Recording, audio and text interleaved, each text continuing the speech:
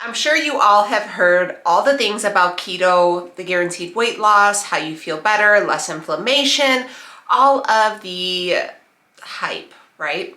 And you're wondering what happens when you eventually wean out or when you quit the keto diet. Do you gain all the weight back? What happens when you reintroduce carbohydrates into your diet?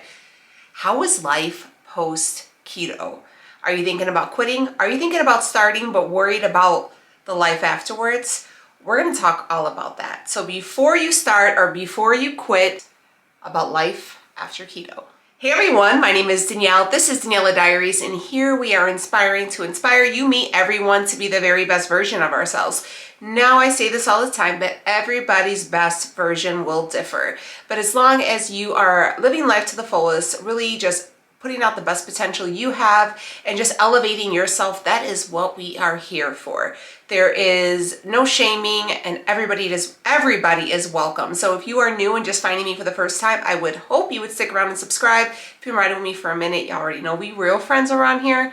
And thank you so much for sticking with me. If you've been following me for a while, you know that keto was my thing. It was my gig, right? I did keto for a few years. A lot of years, and I was virtually down to, I think, total carbs 30 a day, 30 total carbs. So basically telling you that any of the carbs that I took in were from vegetables or some like random carb here or there, but it was pretty clean, and I kind of strayed away from dirty keto, went more of a cleaner keto, tracked everything, and yeah. Keto for me was kind of a way to help my husband.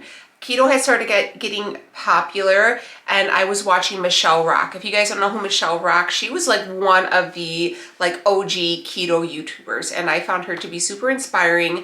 And I did a lot of research, and it said that it was really beneficial to those who are either diabetic or pre-diabetic. And at that time, my husband's A1C was kind of high. It was borderline pre-diabetic, and I was nervous for him. And at this time also, I had just lost, I want to say like 100 pounds, and I wanted to lose a few more. And I was like, you know what, let me try this as well. Because, you know, I grew up where carbs were the devil, right? Carbs were the bad thing. Carbs were going to make you fat. And if you wanted to lose weight, the first thing you had to cut out were the carbohydrates.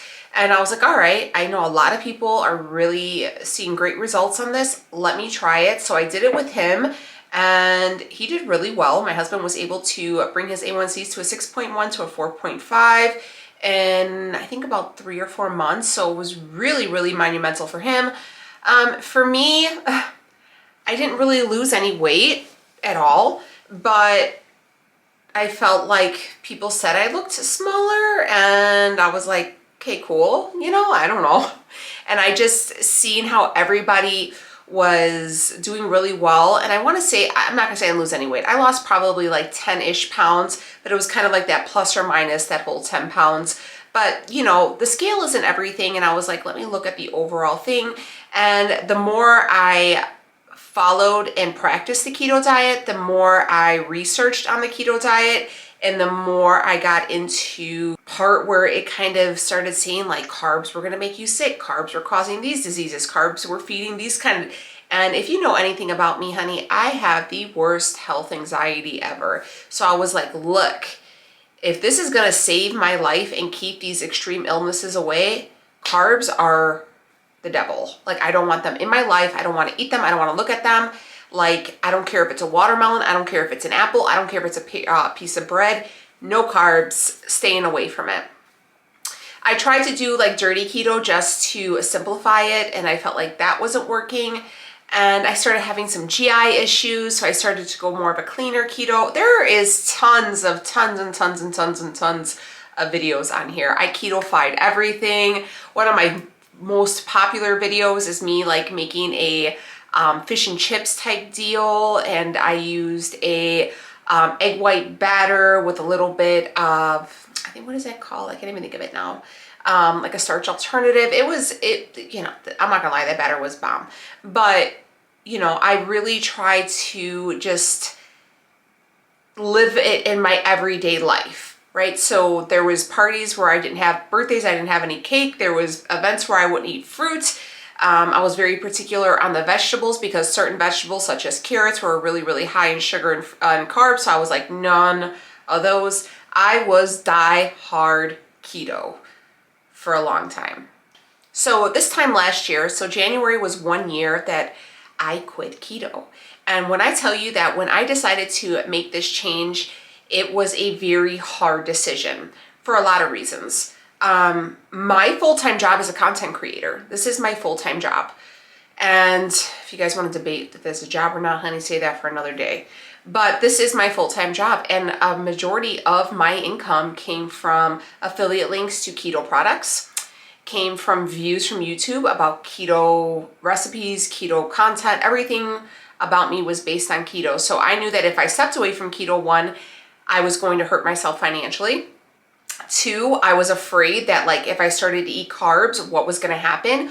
Was I going to like balloon up and gain like 50 pounds in a month? Or was I going to start having like inflammation? Was I going to get these diseases because now I'm introducing carbs? Are they going to feed these diseases? I was a mess. I was a mess and I was terrified. But I knew that I had a bigger picture in mind for my journey, for my fitness journey. And I knew that I had to make up with food. I knew that I had to stop using it as a reward or a punishment.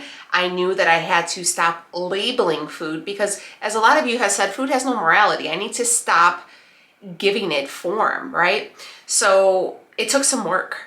Because I'm going to be honest with you, those first probably 6 weeks post keto,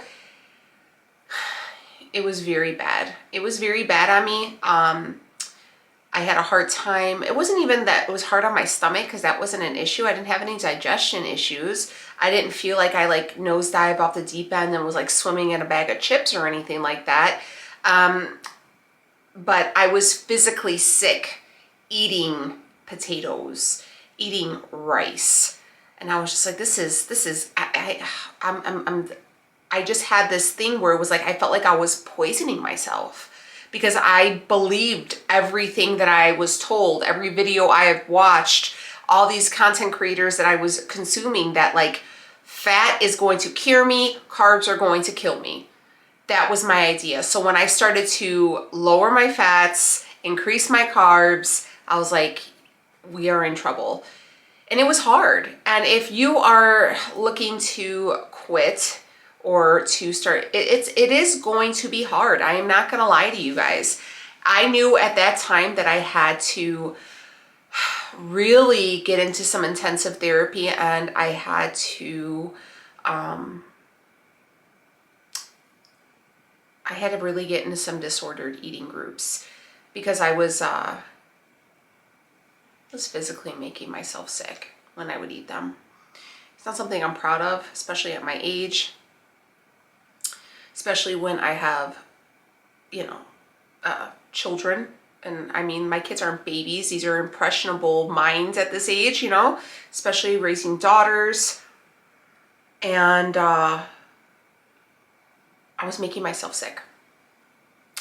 And it was to the point where like my husband was like, hey, what's going on with you? Like, what is going on? Why are you, what is going on? Like, I hear you in there. And I was just like, I don't know. Like, I don't want to get sick. I don't want this to happen. I don't want to gain this weight. Like, it wasn't like I was binging, because I was not binging. Like I said, I wasn't nosediving into all the sweet treats and was like, screw it, no keto, garbage in my mouth. No, I had a nice plan going. I was tracking my macros. I was being very mindful of my eating, but I did not have a proper relationship with food, how my body handled food, and most importantly, my self-image and my relationship with food. And it was a really hard, I hope you guys know this is super hard for me to talk about, because not only is it hard, but it's rather embarrassing for me. And it was hard to admit these things to people, that at my age, I still have self-image issues. you know, and I feel like because you're supposed to be, I mean, I guess in your 30s, you're supposed to have it together, right? You're supposed to be comfortable and confident and have it all together. And these are the best years of your life because you're out of your 20s, you're stable, everything is good. But then here I am where I'm like crying because I'm having rice and I'm afraid that, you know, what's going to happen afterwards. I'm here to tell you this right now. Carbs are not the devil, you know, and a piece of watermelon, an apple, a carrot isn't going to make you fat. Now, I'm talking strictly about my relationship with keto and my life after it for weight loss. This has nothing to do with people who need this for medical purposes. I have to always say that because there's going to be people who will say, you know what, I lowered my A1C, my RA has went and, you know, has came down and I'm feeling really good, I'm in remission with that, you know, my neurologist recommended it, my oncologist recommended it. This is strictly, I have had no pre-existing conditions, I didn't have any bad lab work, I strictly was doing it to lose weight. That's what I was doing, okay? And it became a point where I wasn't able, when I knew that it was time for me to stop keto and enter a new phase was when I really started focusing on bodybuilding, gaining muscle, losing fat, and I didn't have the strength or the energy to do what I needed to do in the gym. Now I know that there's like keto bodybuilders and stuff like that. That's not what I'm talking about. This is strictly for myself, okay? We're talking about me, and if you're anything like me. You know, there's always going to be an exception, right? But this is a very general statement that I'm making. And so did I gain some weight after I left keto? No, I have not. I am gonna go out on a ledge and say that where I was keto, I guess I'll put it up right here, where I was keto, boop, I was very chubby, very fluffy. I wasn't hungry. I could say I wasn't hungry, but I was heavy. I was a lot heavier. I was very inflamed. Just wasn't living my best life. Here I am a year later. Boop. And I am about, from there to now, about 26 pounds down. Now I know that 26 pounds probably isn't a lot because you'll follow so-and-so and they lost 26 pounds in a month doing keto. That's great, okay? But this is for me. And not only throughout this time, now 26 pounds isn't a lot, but again, we don't recognize the scale because the scale is petty. Again, we'll talk about this, whether you're on keto, Weight Watchers, the scale is really indicative to nothing, okay? Because it's just petty. It really is. It's really just a petty tool. I use it just because I check in, I make sure that everything is going okay, anything's causing me inflammation, etc., etc. But inches lost, fat loss, muscle growth, sleeping better, my bowels are better, I feel stronger, I feel like my skin looks better, sleeping better. I mean, all in general, my overall quality of life has dramatically improved. Why? Because I'm not restricted. I don't have carb phobia anymore. I don't think that if I have an apple that I am gonna gain 90 pounds because I know that it's just not possible. I didn't get heavy by eating apples. I didn't get heavy by eating carrots. How did I get heavy? I got heavy by eating, we're gonna say it, a 10 ounce steak full of fat covered in butter because I was in such a surplus. And I know people are gonna say, well, you should have done this. The thing is though, when you start keto, it's supposed to be simple, right? It's simple. That's what kind of sold me on it. I wasn't supposed to have to track anything other than my total carbs. And I was like, sweet, meat doesn't have a carb, I'm gonna eat that. Butter doesn't have a carb, you're supposed to have butter because butter's gonna keep you full. Like I followed all of the things. I tried ketovore, I tried carnivore, I tried everything because I wanted it to work. I wanted to be like those success stories. But I am going to be honest with you. If you have followed any major account and they have practiced the keto way of eating, how are they now? Have they been able to lose the weight and maintain the weight loss? I know a few accounts that are not. It was too restrictive. They kept falling off.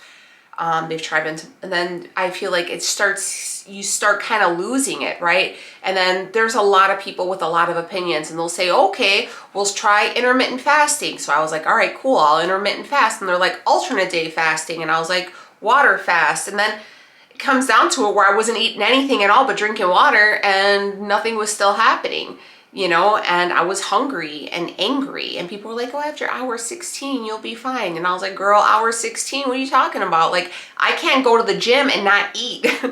You know, like, I'm gonna pass out. So as uplifting and supportive as so many of them are, sometimes you have to be wary of the information that you are receiving on the internet, because not everybody's physical level is the same as yours, not everybody's metabolism is the same as yours, not everybody's TDE is the same as yours. It's a lot of things to take in consideration. And again, this is just for weight loss. This has nothing to do with any type of underlying conditions. So what happens? What has my life been like post-keto? It has been, I'm gonna say this, I'm gonna be real, aside from the increase in prices, my grocery bill has dramatically gone down. And I know a lot of people say, oh, when you're keto, you don't eat as much. Honey, that's a lie, because you're gonna get yourself a big old steak. Like, yeah, you might be hungry, but if you're just eating meat, like, there's nothing to fulfill that up. And my grocery bill went down. I feel like I have a way better relationship with food. I feel like I'm teaching my kids to have a way better relationship with food, because we're no longer labeling food in my house. I did have to look inside and figure out my routine as a mother, and realized that a lot of my poor eating habits and poor relationship with food stemmed from childhood. And I had to make sure that I wasn't continuing that on with my own children. It's a very strong community. Keto is a very, very strong community, and they will come together. And I love that. I love that, because it's weight loss is a very lonesome thing, especially if you're the only one doing it in your house. But also, they will fight you to the death for keto. And as much as I love that, and I love that you guys stand so strongly about that, you also have to take in consideration that what works for you may not work for the next person. We're all uniquely made. And for someone to alienate a food group can be very, very stressful and triggering for a lot of people. And if you find food to be triggering, if you find the topic of weight loss to be a trigger, then I highly encourage, as I say probably every video, therapy. I mean, you would be so surprised at how your mental health and your relationship with food, diet, exercise kind of all correlate, and how unaddressed trauma, and I'm not blaming my mom, you know, everyone wants to blame their mom. Unaddressed childhood trauma can lead to poor relationships with self-image, with your food, with your health, with, you know, a lot of things. It all kind of, this doesn't sound like Dr. Phil, but it all kind of comes back to one another. And I can tell you right now, 1 year post-keto, I feel so liberated. I feel so free. I feel happy. I feel satisfied. I feel strong. I feel beautiful. I feel my best. I feel like I am living the best version of myself for the first time in a very long time, and it was absolutely freeing. Would I recommend keto for weight loss? Absolutely not. Absolutely not. My mom tries to pull it out of her hat every once in a while, and I'm not losing fast enough, I'm gonna eliminate carbs. Keto is not a quick fix. You guys really have to think why keto was initiated, why it was invented, or, you know, kind of started in practice. It was not a get skinny quick. You know, carbs are essential. And this is, again, you know, you guys already hear, I'm not talking about anybody else, but you need carbs. We have come to a point in this world that we think that we know more than anything, right? We're like, I actually just read a comment on this video that I posted today, and someone said, well, I'm carb resistant. How do you know you're carb resistant? Why? I mean, you don't know. Are you eating too many carbs? Are your meals consisting of like a bucket of pasta and a ton of sauce over it? I can guarantee you, if you really took down, and I keep suggesting this, if you really looked at your food portions, this is the easiest things that if you eat too much fat, you're gonna gain weight. Okay, this is just simply in and out, right? You need a stable amount of food in your system just to survive. And if you're in a surplus over that, then you're going to gain the weight. Unless, you know, you need to be in a little bit of a deficit, 100 to 200 calories. Watch what you're eating. If you're having, you know, a big plate of pasta with a ton of Alfredo sauce on there and a couple pieces of garlic bread, and you're like, but that was like my dinner and that's all I ate that day.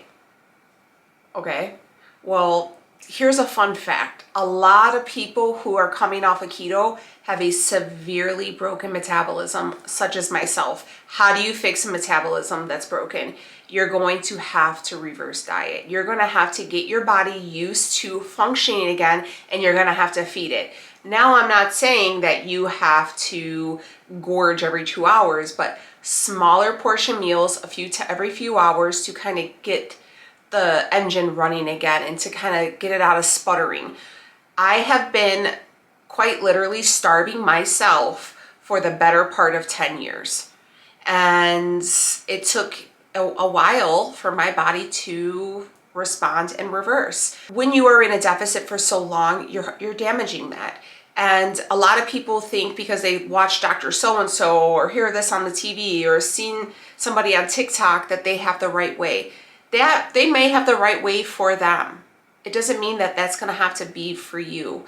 We have gone away from a balanced diet for so long because everybody wants something quick. Quick results equal short-term results. I'm sorry, I'm going to say it. If you wanted to lose 20 pounds because you're going to Mexico for spring break next month, yeah, you probably could try keto. Cut out all the carbs, just have yourself some boiled chicken breast and do like 60 minutes of cardio. You're gonna be miserable, you're gonna feel like crap, you're probably gonna look a little depleted, but you'll lose the weight. And then you're gonna come back, you're gonna go to Mexico, you're gonna party it up, you're gonna have some margaritas, some tacos, and that 30 pounds is gonna come right back, and then you're probably gonna top off with another 5 or 6. Because it's just not healthy. It's a very binge and restrict way of going about things. So if you are battling this bulge and if you're ready to really take an approach, simple is best. Have some carbs, but make sure you're utilizing those carbs. Have a carb with breakfast with a protein and a little bit of a healthy fat. You could have 2 pieces of turkey bacon, 2 eggs, an English muffin, and you could add a little bit, like maybe 10 grams of peanut butter or maybe like 40 grams of avocado on there. Boom, balanced breakfast. All right, go to the gym, you have the energy, you come home from the gym. What are you gonna eat now? Well, if you're hungry, if you're not too hungry, because some people aren't hungry after the gym, maybe do a protein shake, add in a couple berries in there, and then add in a little bit of peanut butter. There you go. You're gonna get a fat, a carb, and a protein. If you're hungry, have maybe 3 or 4 ounces, 3.5, 4 ounces of chicken, white fish, shrimp, and go ahead and add in, you know, half of an avocado, 2 ounces, and then maybe give yourself a little small cup of fruit or 100 grams of mixed berries. Boom. So you're seeing that we're eating balanced food. You're gonna be satiated. You're not gonna be full. You don't wanna eat until you're full, ever.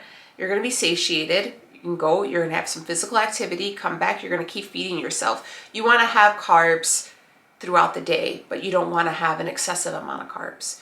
At the end of your day, I have 6 meals a day. My last meal of the day is a carb source. Why? Because I want to keep the engine running. I want to keep my metabolism going so it keeps burning up and eating away at the fat. My point is if you're on keto or you're thinking about it and you're hearing all these different stories where they're like, no, fat's higher and then your protein should be lower. No, you want to do a protein dominant and a lower fat. It's just so much conflicting information because not everything works for everyone. And as soon as they start tossing in days where you don't eat, honey, they lose me because I just can't. I don't think I'll be married for much longer if I start going days without eating. So I suggest balanced eating every time.